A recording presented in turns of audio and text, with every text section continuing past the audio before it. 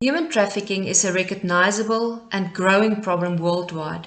Several factors contribute to the increase in human trafficking victims, including poverty, internal and external conflict, a lack of access to education, and even certain cultural beliefs. There's been a growing connection between human trafficking and certain beliefs related to witchcraft, which are deeply rooted in some parts of Africa. Perpetrators who want to traffic and exploit another human being rely on factors that make those people vulnerable to being victimized. But women and children who live in cultures and community where there's a strong connection to the spiritual world are uniquely vulnerable to sexual violence and forced slavery.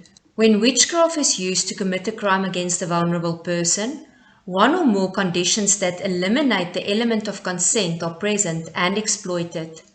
These conditions include the threat or use of force or other forms of coercion, the fear of violence, deception or false promises, the abuse of power, abuse of the victim's position of vulnerability, detention or captivity, and or psychological oppression or socio-economic conditions. Children are trafficked for their blood. Juju is a ritual of oath swearing that traffickers use as a powerful weapon of coercion. Those recruited to work overseas, even through a legitimate contractual arrangement, undergo a juju ritual that binds them to the traffickers. Symbolism is a key component of juju, and taking blood of juju rituals symbolizes the essence of a person's individual power, while the taking of pubic hair and head hair empowers the traffickers to have control over their victim's mind and sexuality. Trafficking in body parts for witchcraft rituals. Occult rituals are not only used to perpetrate human trafficking throughout Africa and beyond, but some human trafficking occurs to perpetrate occult rituals. Some witchcraft practices require the killing of children to invoke supernatural powers derived from their body parts.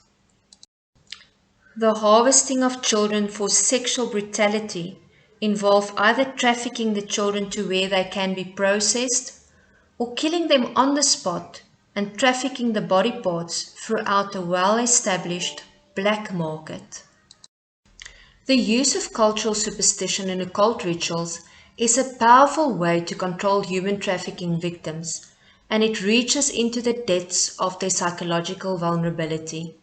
By controlling their victims psychologically, the traffickers make sure that the victims obey them.